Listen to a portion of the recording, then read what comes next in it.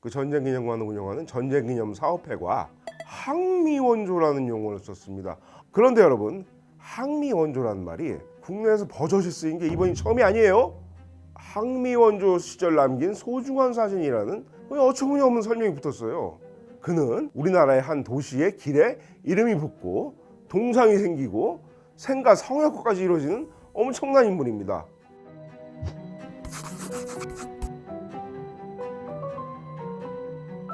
네, 여러분 안녕하세요. 유석재 조선일보 역사문화 전문기자입니다. 여러분, 그 서울 용산에 가면 전쟁기념관이 있는데 그 전쟁기념관을 운영하는 전쟁기념사업회가 6.25 전쟁에 대한 중국 측 시각을 담은 교육 프로그램을 개설하면서 항미원조라는 용어를 썼습니다. 저 홍보 포스터 좀 보세요. 항미원조? 이게 뭐야? 미국에 맞서서 북한을 돕는다는, 그러니까 조선을 돕는다는, 북조선을 중국 측의 일방적인 프로파간다, 선전 문구입니다. 근데 침략 전쟁의 피해자인 우리 입장에서는 절대로 쓸 수가 없고 써서는 안 되는 말입니다.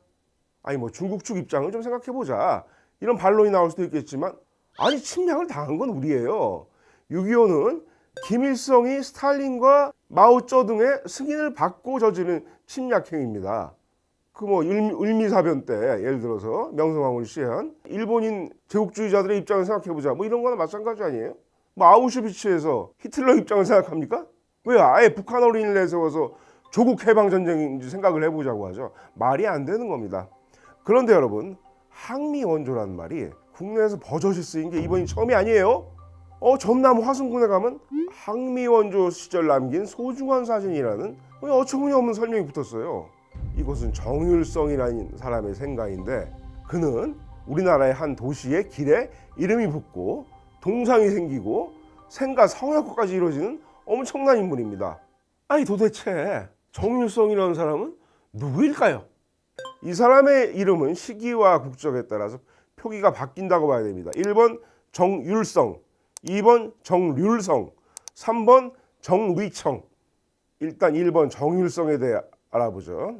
전라남도 광주군 부동동에서 태어났습니다. 현재 광주광역시 동구 불로동이죠. 아명은 정부은이었다고 하고 14세 때인 1928년 개신교 계열인 숭일소학교를 졸업했고 1929년 전주신흥학교에 입학했는데 1933년 중퇴했습니다. 의열단에 가입하려고 그랬다는 거예요. 그래서 1933년 봄에 서해를 건너 중국 난징으로 갔습니다. 셋째 형 정의은이 조선공산당원이었어요. 같이 갔습니다. 의열단에 조선혁명 간부에 입학해서 1934년 4월 제2기로 졸업했습니다. 좀 남다른 이력이 드러납니다. 이 무렵 예체능 계열이었어요. 난징과 상하이를 오가면서 피아노, 바이올린, 성악을 배웠습니다. 나는 선율로서 성공하겠다 뜻의 율성으로 이름을 바꿨습니다. 이게 또 의열단 설립자인 김원봉이 지어준 것이라는 얘기도 있습니다. 1936년 첫 작품인 5월의 노래를 작곡하며 음악인으로서의 길을 걷기 시작했습니다. 1937년에 중일 전쟁이 발발합니다. 이때 중국 공산당 본거지인 예난에 가서 공산당 활동을 했습니다. 우리말로 연안이라고 해서 북한의 연안파라고 있었죠.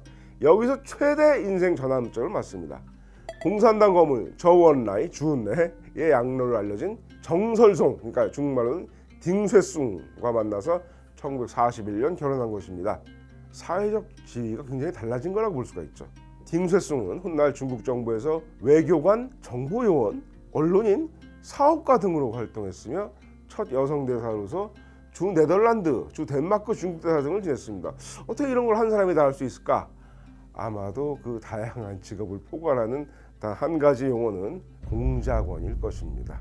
1939년에 정율성은 그의 음악 인생 중에서 가장 잘 알려진 노래를 작곡했습니다. 팔로군 행진곡입니다. 이것이 현재 흔히 중국의 제2국가다라고 불리는 중국인민해방군 행진곡입니다. 13억 대륙인민의 마음을 움직인 음악가 같은 이런 수사가 그한테 붙었어요. 이 노래를 작곡했기 때문입니다. 가만히 생각해 볼 필요가 있습니다. 중국 제2국가를 한반도 출신 중국인이 작곡했다는 것이 왜 우리한테 영광스러운 일인 거죠? 우리가 조선족입니까? 아니면 중국이 우리의 상국이에요? 도무지 알 수 없는 일입니다. 반동의 무리들을 쓸어버릴 때까지 마오쩌둥의 기치를 높이 날리자, 이런 가사가 있어요. 그런 이 노래를 듣고 가슴이 벅차고 웅장해진다면은 나 왜 그러지? 그럼 스스로 의심해 볼 만하지 않겠습니까? 공산당원으로서 정일성의 활동 이력은 뚜렷합니다. 반면에 항일 독립운동을 했다는 근거는 좀처럼 찾기가 어려워요. 아내의 회고록에 난징에서 도감청 업무에 종사했어요. 이런 정도가 나올 정도입니다. 2018년 대한민국에서 정일성에 대한 서운 심사를 국가보훈처가 담당했습니다. 결론은 정일성이 항일운동을 했다는 객관적인 증거 자료는 발견할 수 없었다. 서운은 부결냈습니다. 심지어 당시는 문재인 정부 때였어요. 상당히 친중 경향이 있던 찾을 수가 없었던 걸로 봐야 됩니다. 자, 제2장 정률성입니다. 이건 북한의 표기죠. 정률성이라는 거는 북한군 군관으로서 서울 침략에 일조합니다. 1945년 8월에 일제가 항복하자 예난에 있던 8로군 본부는 김무정이 지휘하는 조선의용군이 조선으로 들어갈 것을 명령합니다. 한반도 전체를 중국 공산당에 예속시키려는 음모가 작동했다고 볼 수 있습니다. 이때 북한으로 들어가서 북한인이 됩니다. 북한 국적을 가지고 북한 표기대로 정률성이 되는 거예요. 정률성은 1945년 12월에 평양에 도착해서 조선노동당 황해도 도당위원회 선전선동부장을 지냈고 조선인민군의 전신인 보안간부훈련대대부에서 협주단을 창설했습니다. 이것이 현재 조선인민군 협주단입니다. 정률성은 북한의 육군 소주하 신분으로 조선인민군 행진곡, 두만간 대합창 등 북한 사회주의 정권과 인민군을 찬양하는 노래를 30여 곡을 지었습니다. 1948년 2월에는 북조선인민위원회 위원장 김일성으로부터 표창장을 받았습니다. 북한 정부가 정식 수립되기 전에 1946년 2월에 38선 이북에 생긴 사실상의 정부가 북조선인민위원회였어요. 그때 이제 정률성은 평양음악대학의 설립에 참여해서 1949년 개교와 함께 작곡부 부장이 됐습니다. 한마디로 음악으로서 사회주의 조국의 수립에 가열찬 이익을 담당한 위대한 혁명동지라고 볼 수 있겠죠. 단 휴전선 북쪽에서 북한의 입장에서 그럼 1950년 6.25 전쟁이 일어났을 때 정률성은 뭘 했나? 북한 침략군의 일원으로 서울까지 함께 밀고 내려왔습니다. 1950년 9월에 저원라이가 김일성에게 서신을 보내서 정률성 동지를 중국으로 보내달라고 했습니다. 정보요원이었다고 그랬죠. 아내가 딩쇠숭 남편이 나 때문에 북한 사회 주류가 되지 못할 거예요 라고 판단했다는 얘기도 있고 정률성이 한정금이란 소프라노 가수와 바람이 난 것을 딩쇠숭이 알아차렸기 때문이라는 얘기도 있습니다. 그런데 이 때문에 예난파 중에서 북한에서 숙청당하지 않고 살아남은 극소수 인물 중 한 명이 됐습니다. 왜냐하면 숙청당할 때 귀환했기 때문에. 숙청당하기 전에 다시 와요. 이번에는 정리청입니다. 중국 국적을 취득해서 중공군 군관으로서 옵니다. 1950년 12월에 한반도를 건너오죠. 국적이 이제 북한이 아니고 중국이고 중국인민지원군, 즉 중공군 소속이었으니까 이제 함부로 북한 정부에서 어떻게 건드릴 수가 없게 된 거죠. 중국 측에서는 이렇게 평가합니다. 조선전쟁은 정리청의 창작 격정을 불러일으켰다. 이 침략전쟁에서 정리청이 어떤 걸 쓰냐. 조선인민군 행진곡, 조선인민유격대 전가, 공화국 기치 휘날린다. 우리는 탱크 부대, 지원군 10찬, 북한군과 중공군의 사기 고치를 위해서요. 1951년 1.4 후퇴 때 정리청은 이번엔 중공군 장교로서 서울에 주둔합니다. 또 서울 침략. 근데 중공군 장교라는 신분을 최대한 자신에게 유리하게 이용합니다. 중공군 군복을 입은 채 관공서와 유력 인사의 사택을 수색하고 다닙니다. 뭘 하려고요? 종묘제례학과 연례학 같은 조선 궁중악보를 뺏어서 중국으로 돌아갈 때 이것을 가지고 왔습니다. 약탈이자 무단 반출이었어요. 오히려 최소한의 양심이 남아있었던 것으로 보이는 쪽은 아내인 딩쇠숭이었어요. 남편인 정리청이 훔쳐갔던 종묘제례학 등 2부 18집 분량의 악보를 대한민국 정부에 반환했습니다. 1996년에. 이후 정리청은 다시 중국으로 갔습니다. 예난파로서 1956년 8월 종파 사건 때 숙청을 피했죠. 그리고 중국에서 뭐 했냐. 베이징 인민예술국원 합창대 부대장 등을 지내면서 인민해방군 평양을 수시로 방문하고 공산주의를 찬양 고무하는 많은 군가를 지었습니다. 6.25 당시 중공군 총사령관이었고 마오쩌둥을 비판한 팽덕회 펑더화이 라인이었기 때문에 문화대혁명 때는 비판 대상이었습니다. 하지만 기존의 업적 때문에 비교적 큰 고초를 겪지는 않았다고 합니다.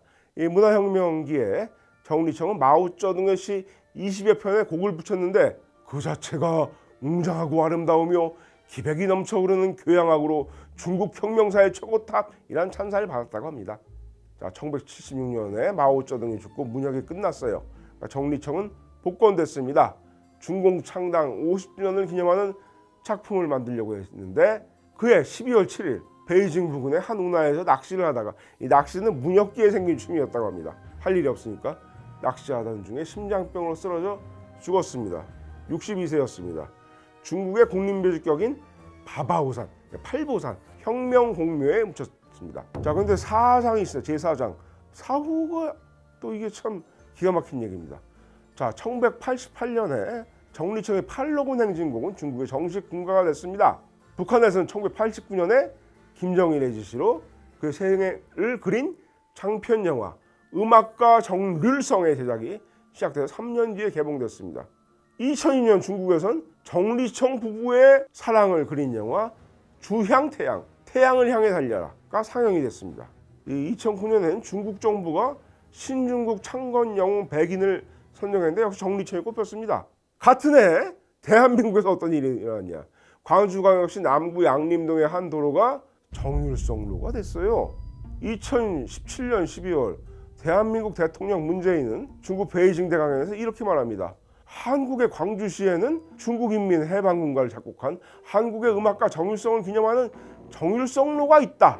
한중의 인연을 설명하다가 나온 말이었습니다. 정율성이 잠시 다녔다는 전남 화순군 능주초등학교에서는 정율성 교실을 설치했고 벽면에 대형 정율성 벽화를 그렸어요. 지금은 철거됐습니다. 자, 정율성로 입구에 있던 정율성 동상이 또 있었는데 2023년 10월에 한 고수 인사가 강제로 철거를 했습니다. 2005년 광주에서 정율성 음악제가 시작됐는데 2023년까지도 정율성 음악축제라는 이름으로 열렸어요. 광주 MBC가 주관한 정율성 동요대회에선 우리는 행복해요라는 정리청 작곡 노래를 대회 지정곡 중 하나로 삼아서 아이들이 부르게 했는데 이 원래 가사가 뭔지 아세요? 여러분? 아침바람이 오성홍기를 휘날리고 이 원가사를 어떻게 바꿨냐? 아침마다 우리는 책가방 메고 해괴한 번역입니다. 어질어질합니다.